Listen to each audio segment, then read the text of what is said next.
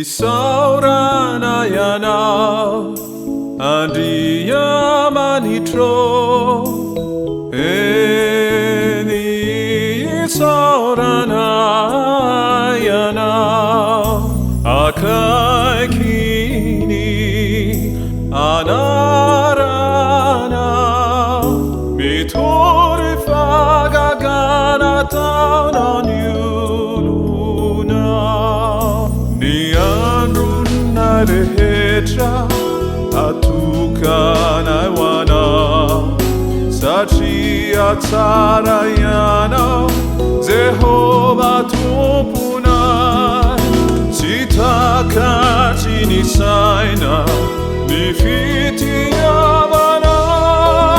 Nivuarina Resha Nyanku Kamina